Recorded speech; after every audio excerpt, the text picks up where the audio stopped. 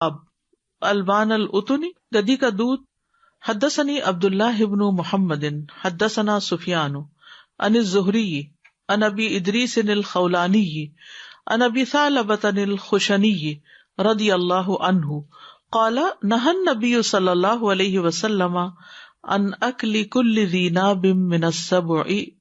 قال الزہری ولم اسمعه حتى اتیت الشام. ابو ثعلبہ خشنی رضی اللہ عنہ کہتے ہیں نہا روکا النبی صلی اللہ علیہ وسلم، نبی صلی اللہ علیہ وسلم نے ان اکلی کھانے سے کل ذی ناب من السبع، ہر دانت سے شکار کرنے والے، ناب کہتے ہیں اس کی کچلی کو، ہر دانت سے شکار کرنے والے درندے کے کھانے سے. قال الزہری، زہری کہتے ہیں ولم اسمعہ حتی اتیت الشام، میں نے یہ بات نہیں سنی تھی جب تک میں شام نہیں آیا. وزاد اللیث، یعنی شام میں آ کے یہ بات سنی سیریا میں. وزاد اللیث قال، لیث نے یہ بات زیادہ کی، کہا حدثني یونس عن ابن شہاب قال وسألته هل نتوضأ او نشرب البان الاتن.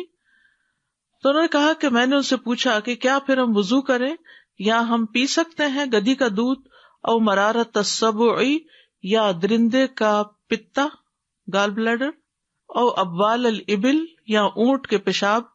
قال قد کان المسلمون یتداوون بہا، تو کہا کہ مسلمان ان سے علاج کرتے تھے.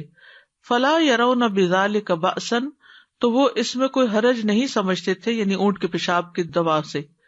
فاما البان الاتن، تو جہاں تک گدی کے دودھ کا تعلق ہے، فقد بلغنا، تو ہمیں یہ بات پہنچی ہے، ان رسول اللہ صلی اللہ علیہ وسلم، کہ رسول اللہ صلی اللہ علیہ وسلم نے نہا ان لحومہا، اس کے گوشت کے کھانے سے منع کیا ہے.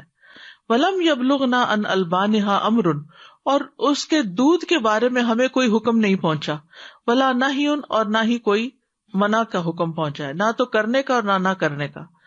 واما مرارت السبع، اور جہاں تک درندوں کے پتا کھانے کا تعلق ہے، قال ابن شہاب اخبرنی ابو ادریس الخولانی ان ابا ثعلبہ الخشنی، کہ ابو ثعلبہ الخشنی نے اخبرہ، ان کو خبر دی، ان رسول اللہ صلی اللہ علیہ وسلم، کہ رسول اللہ صلی اللہ علیہ وسلم نے نہا ان اکل کل ذی ناب من السبع، کہ نبی صلی اللہ علیہ وسلم نے ہر دانت والے شکاری درندے کا گوشت کھانے سے منع کیا ہے، اور پتا بھی ایک طرح کا گوشت ہی ہے. تو درندوں کے پتے کی حرمت ہے، درندوں کا گوشت کھانے کی حرمت ہے. گدی کا دودھ جو ہے اس کے بارے میں نہ ہاں اور نہ، یعنی نہ یہ آیا ہے کہ یہ حلال ہے اور نہ یہ آیا کہ یہ حرام ہے. تو اس بارے میں اختلاف پایا جاتا ہے. بعض علماء یہ کہتے ہیں کہ گدھی کے دودھ اور حرام جانوروں کے گوشت سے علاج نہیں کیا جا سکتا، کیونکہ وہ حرام ہے اٹ سیلف، تو حرام میں شفا نہیں. کیونکہ عبداللہ بن مسعود نے نشہ آور چیز کے بارے میں فرمایا، بے شک اللہ نے تمہارے لیے حرام چیزوں میں شفا نہیں رکھی.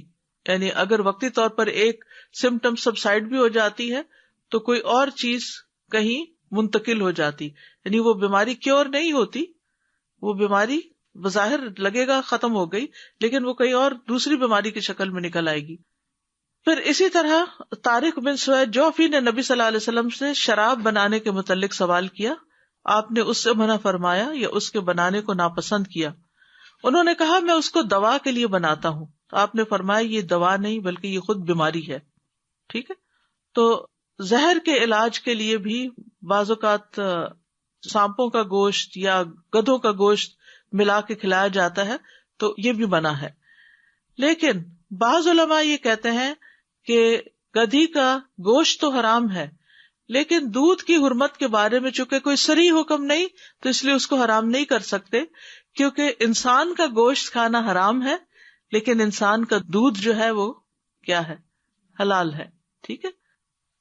تو بنیادی طور پر جو حکم ہے وہ یہ کہ طیبات حلال ہیں اور خبیث چیزیں جو ہیں وہ حرام ہیں، اور خبیث چیزوں سے علاج کی وجہ سے انسان کا دل بیمار ہو جاتا ہے، یعنی روحانی بیماریاں زیادہ ہو جاتی ہیں.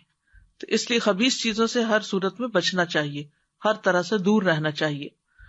خبیث چیز جو ہے بذات خود بیماری پیدا کرتی ہے اور انسان کے مزاج پر بھی اثر انداز ہوتی ہے. تو چونکہ خبیث چیزیں انسان کے مزاج کو بگاڑتی ہیں اور اس بگاڑ کی وجہ سے بہت سی بیماریاں پیدا ہوتی ہیں، ذہنی بیماریاں یا جسمانی بیماریاں، تو اس لیے اس کے استعمال سے بھی منع کر دیا گیا ہے۔ اصل میں اب جو دوائیاں بنتی ہیں ان میں کیمیکل ری ایکشن کی وجہ سے ان کی نیچر چینج ہو جاتی ہے، تو وہ اصل حالت میں نہیں رہتی، وہ کچھ سے کچھ بن جاتی ہیں۔